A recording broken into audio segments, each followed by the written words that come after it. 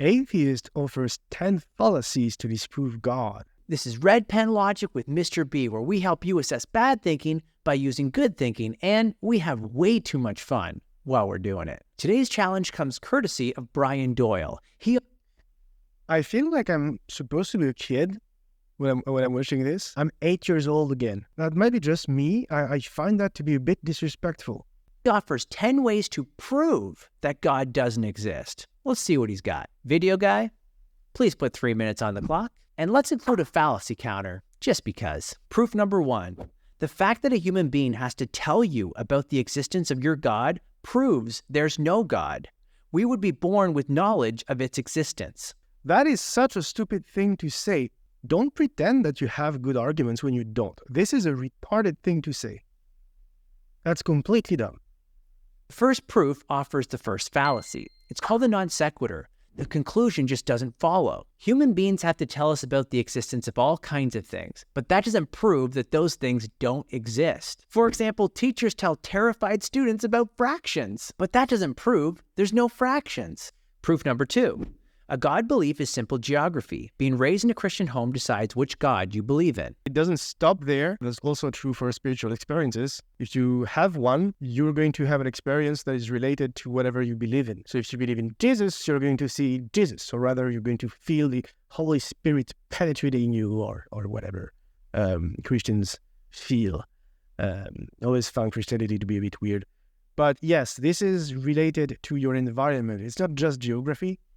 But it's like your beliefs are shaped by your family, by the place you live in. This is a textbook example of the genetic fallacy. You cannot invalidate a belief by showing how someone came to hold that belief. Correct. However, the fact that people believe in whatever they were raised in tends to validate the idea that it's pure indoctrination and that it's not based on anything inherently true. The fact that you have so many different beliefs in so many different religions kind of goes to show that people just make shit up. It's not definitive evidence against God, but it's definitely an evidence of indoctrination.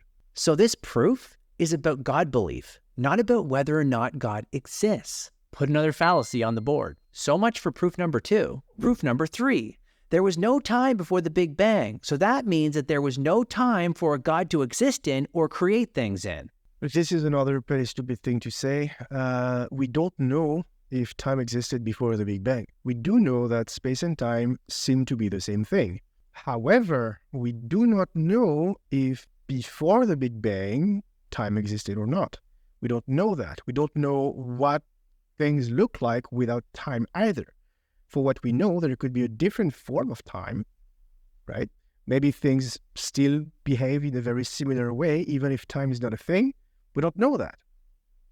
So this is a I don't know, therefore no God, which is just as dumb as I don't know, therefore God. This is pretty terrible. This challenge mistakenly assumes that God is necessarily a temporal being, that he must exist and act in time. But Christians have traditionally held that God is a timeless being outside of time prior to creation. So there's no proof here, just a straw man fallacy. And you would assume that it's a timeless being, yes. That makes sense. You would assume that. Now, whether that thing can exist is another question, but yes, a God, creator of the universe, would be a timeless being in the sense that he's not subject to time as we know it.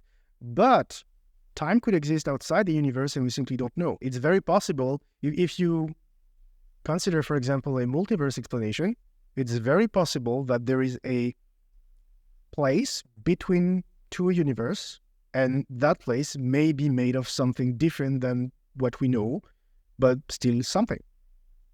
Maybe time still exists there, but it flows differently. That's a possibility. Right? The truth is we don't know. So we can't just make anything up.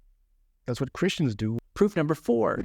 The Abrahamic God cannot exist because it wasn't the first God to be created. There are other gods that have been proclaimed to exist before this God. They can't all be true, so if we can deny the existence of one of these gods, we can use the same method to deny them all. If the reason why you don't believe in Zeus is the same reason why you should not believe in Yahweh, that's kinda true, but it's never going to convince someone who's already a believer. If this is a good argument against God, then it's also a good argument against science, since older false concepts are often replaced by newer true concepts. On Doyle's logic, since the older geocentric view is false, we can just deny the newer heliocentric view by the same method. Of course, this is silly. This is silly because in science, you have evidence backing shit up. So if you want to argue that Christianity is backed up by evidence, no, it's not. It's backed up by claims. It's a bunch of people claiming that other people have evidence that are never provided anywhere. All beliefs in gods are baseless. Weigh the evidence for each theory and for each god. Another non sequitur on the board. Proof number 5. God either allows the devil to exist and is an accomplice, or it isn't an all-powerful God. An all-powerful and all-loving God wouldn't allow the devil to exist. This is commonly referred to as being the problem of evil, which is a big problem for Yahweh worshippers.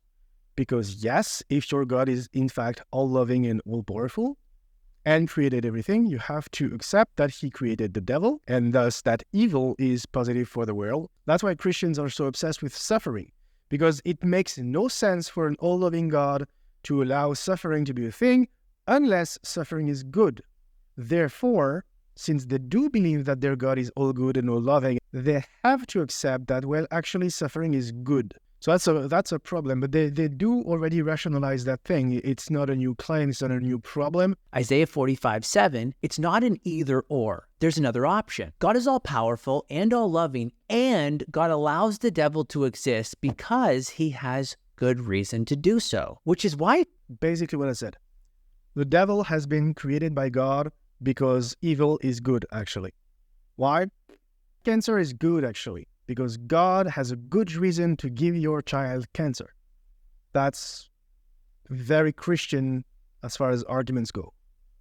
Philosophically trained atheists have largely abandoned this proof. Fallacy? Yes, not because it's bad, but because Christians rationalized this one into oblivion. False dilemma. Proof number 6.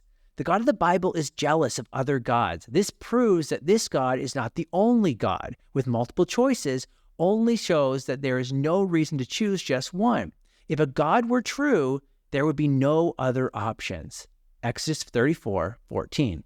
As a teacher who has given thousands of multiple choice tests over the years, I can say with some authority that multiple choices does not mean that there's no reason to choose just one. There are false answers, just like there are false gods. Another non sequitur. If you're not supposed to worship other gods, that does in fact imply the existence of other gods, which makes perfect sense if you have a little bit of culture, because Jews were polytheists at the very beginning of Judaism. Like, Jews are a people before being a religion. They still are currently, which is why you have atheist Jews, for example. But they started off as being a polytheist society, which is why you had wars between different gods. The biggest one that I know of being the conflict between the worshippers of Yahweh and the worshippers of Moloch. The reason why God allegedly tells you to not worship other gods is because my God is better than your God, so you should stop worshiping your God and worship mine instead. That's the whole schmuck. It's pretty difficult also to know exactly if Yahweh worshippers were the good guys of the story because they wrote the story. If you've never heard about Moloch before, Moloch is said to have been a very cruel god. His worshipping involved a lot of human sacrifice and stuff like this, which is why, for example, in the Bible, you have this story with Abraham, I believe, who's asked to sacrifice his son, and then at the very last moment, you have Yahweh that comes in and says, oh, actually, never mind, I'm not going to make you do that. Why is this story there? Well, it's there because Moloch worshippers did, in fact, allegedly, anyway, sacrifice kids. He was a god that asked for human sacrifice. So one good selling point for Yahweh back then was to say, well, if you come to our side, you won't have to sacrifice your kids anymore. That's a nice selling point. But that is the reason why God says that you should not worship other gods. And yes, back then, it did mean, in fact, that other gods existed. That's what it meant back then. Proof number 7. There is no evidence that spiritual energy exists, so we can conclude that psychics, ghosts, and gods are non-existent. Otherwise, God has nothing to be made of. Not this again. An immaterial being, by definition, is not made of material. So, indeed, a being that is not material is not material. However, a being that is immaterial and has an impact in the material world should be observable in some way. An example of this is dark matter, dark energy, both. Right? Both of those things we can't actually observe. They don't seem to be there. When we look at it, there's nothing. But we see their impact. So we know there is something even if we don't know what it is. In the case of God, it's the same thing. If you want to prove the existence of God, you can, by having God do stuff in the material world that we can verify. Typically, prayers. If you can show us miracle healing, for example, that is not a hoax, because it's always a hoax. If you can do that, that's evidence for God. It might not be sufficient evidence, but it is evidence. And it is a physical evidence of something immaterial that had an impact on the universe. And your God should be able to do that. Your God should be able to speak inside everyone's head at the same time and say, hey, by the way, I'm there, I'm looking at you. Please stop masturbating. Your God, well, he's God, should be able to do that, but he doesn't. Now, absence of evidence is not evidence of absence. But the conclusion there that you should draw is, one, there is nothing to find, there is no God, or there is a God, and he either doesn't want to interfere with the universe, or he can't. In these two cases there, if there is a God, that just means you can't prove it. By definition, it's impossible to prove, which means that you're making shit up, because you have no way of knowing anything regarding your God. So any claim that you make about that God is made up, with the exception of a few claims that you can make. When you say that God is timeless, for example, yes, if there is a God, that God would be timeless. That makes sense. But other than a very few logical claims you can make like this, saying something like God is all good, you don't know that, and you can't know it. God is all powerful, you don't know that. Perhaps he's very powerful, but not all powerful. When you say, well, God is the most powerful being in the universe or outside the universe, or that exists, well, you don't know that. Maybe God has a dad. Maybe there is a council of gods, and they all have their own universe to manage. You don't know that. You can just make any shit up you want. The thing is, you can either say, I don't know, and be honest, or you can say, well, I do know, which would make you a liar. I'm not going too quickly here, am I? God is not made of anything. God is spirit. God is spirit, but he's not made of spiritual energy. He's immaterial. So this is a straw man. But Doyle might also be begging the question. As I said, it doesn't matter. If he has an impact on the physical world, we can measure that impact. Similarly, if we had a soul, even if that soul is immaterial, the existence of the soul would have consequences, and these consequences are not there. For example, you should not be able to change my personality based on pure brain chemistry. You should not be able to drug me to change my behavior. You should not be able to remove my memory by damaging my brain, because all that should be sorted out in the soul. So, for example, let's say that you destroy the part of my brain that contains all my memories, okay? And then magically you repair that part of the brain. It's going to be empty. And there is no way to recover the destroyed memory. That's not happening. It's destroyed, it's gone. It is not stored in some immaterial thing. Just with that, we can infer that if there is a soul, that soul cannot contain your memory, okay? Now, if the soul doesn't contain your memory, what does it contain? Your feelings? Okay, but the feelings are purely chemical. We can observe them in the brain. We can trigger feelings using chemicals, so we know that those feelings are inside your brain. We also know that if we destroy the part of the brain, for example, that is responsible for, let's say, pain, you don't feel pain anymore, right? Because it's not in your soul, it's in your brain. There is no reason to believe that there is a soul, because if a soul exists, it has zero impact whatsoever. And when it comes to God, it's exactly the same. Maybe God exists and is immaterial, but if he does, he has no impact on the universe. And if he has no impact on the universe, Christianity is false. The best you can get from that position is some form of agnostic theism. That's the best you can have. This is, I think there's a creator, but I can't prove it. That's what you get. If you add anything on top of this, you are a liar. By assuming materialism, that matter and energy are all that exist. Proof number 8, there is no such thing as nothing. For nothing to exist... Huh? Nothing to exist? ...would cause it to be something. Creationists believe that God created the universe out of literal nothing. This is an equivocation of the word nothing. It's also incorrect. God doesn't create the universe out of nothing. God creates the universe out of himself. Also, it is true to say that nothing does not exist, because as far as we know, nothing in fact does not exist. There's no place in the universe that is empty. You always have at the very least quantum fields. So yeah, nothing in fact doesn't seem to exist, which is interesting to think about, because if it's impossible for nothing to exist, then you don't need a creation for anything now, do you? Because stuff just exists.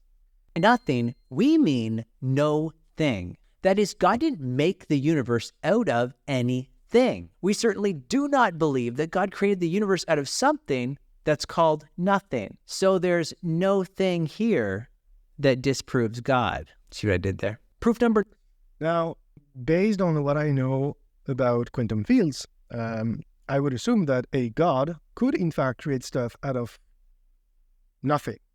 Nothing as being quantum fields, because you can create positive and negative stuff and just separate them, and then you end up with new stuff. So a God could do that, right? And one thing that is predicted by quantum theory, as I understand it, because of how unstable it is actually very likely to create stuff accidentally. So you have literally void creating stuff. And we have examples of this, virtual particles. They are pairs of antiparticle and particles that pop for no reason, and then they self-destruct, and that's it. That happens all the time.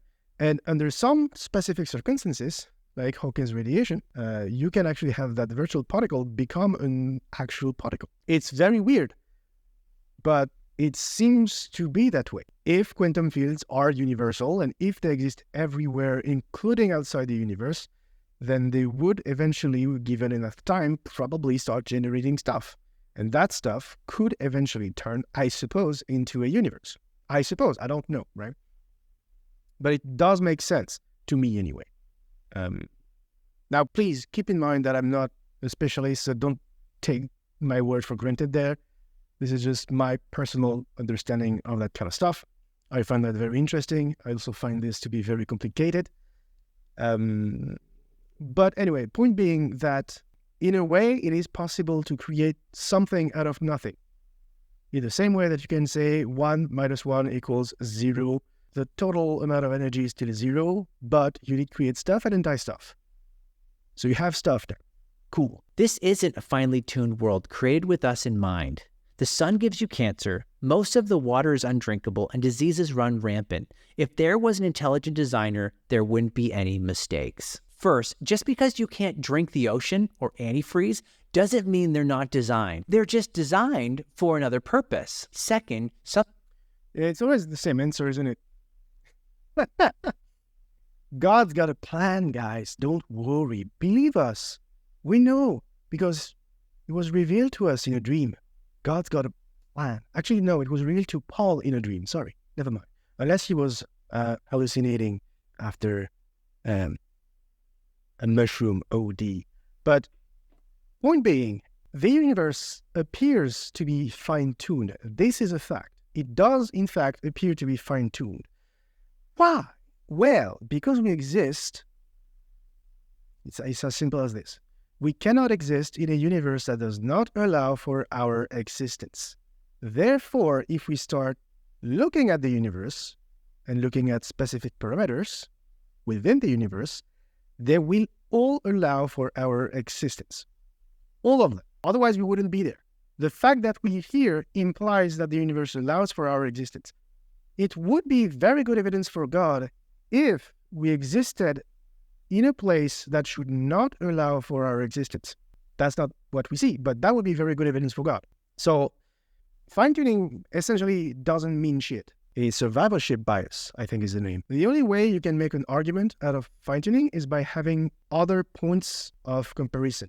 You would need to go into other universes and look at them. And from there, you might be able to draw conclusions, maybe, maybe not. Now, what is true is that the universe does not appear to be fine-tuned specifically for us. Most of the universe would kill us instantly. So it doesn't seem like there is any intention for us to be spreading around the stars. If we take a look at Earth specifically, we evolved in a very specific environment, so obviously we are decently well adapted to it, although I will posit here that the reason why humans are special compared to other animals is that we were very unfit for the environment we were in.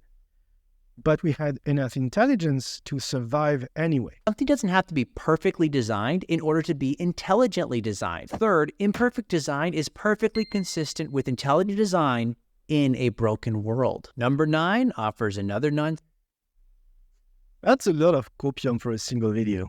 The world is broken, guys. It's our fault. It's Eve's fault. It's Eve's fault, guys.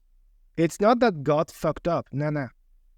Nah, he can't fuck up. Why? Because I said so. It's Eve's fault. Now, I will ask this very, very simple question, something that I think Christians specifically tend to overlook a lot. If God created Adam and Eve, God is all-knowing, God is all-powerful.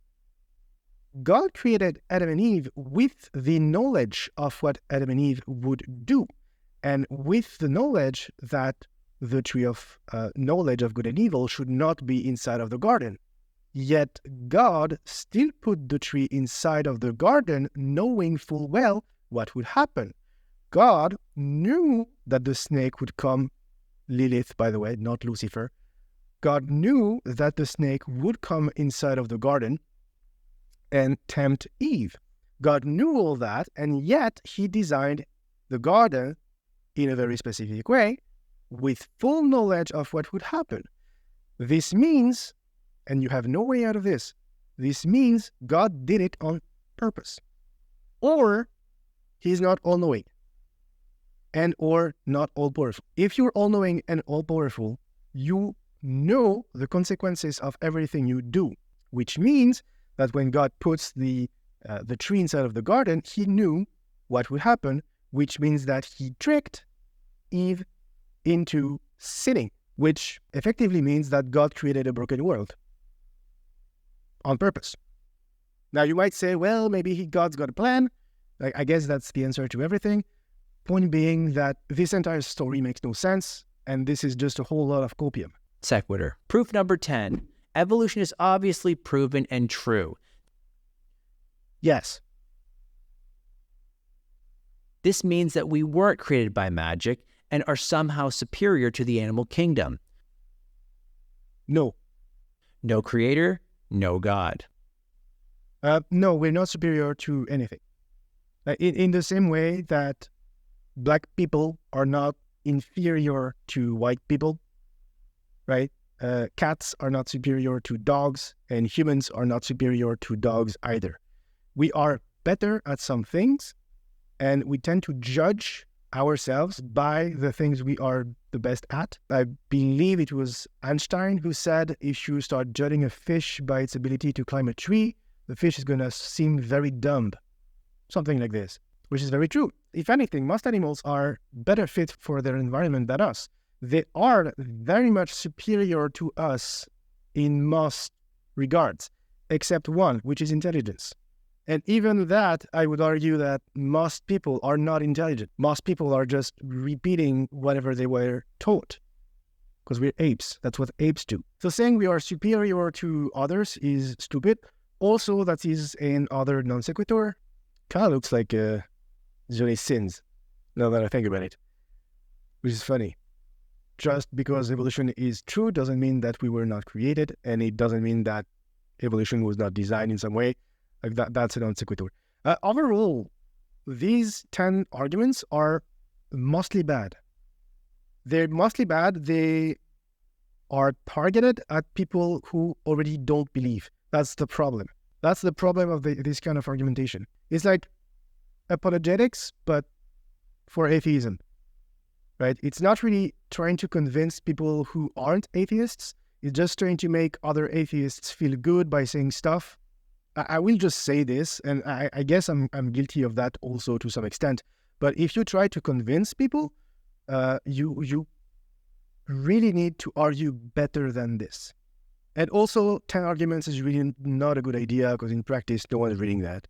Biological evolution, even if true, has nothing to do with the existence of God. It has to do with God's alleged role in biology. That's all. If Darwin was right, atheists can still be wrong, as shown by a large number of theistic evolutionists. So this is another non sequitur. Despite what you've been told, evolution doesn't disprove God. Stop.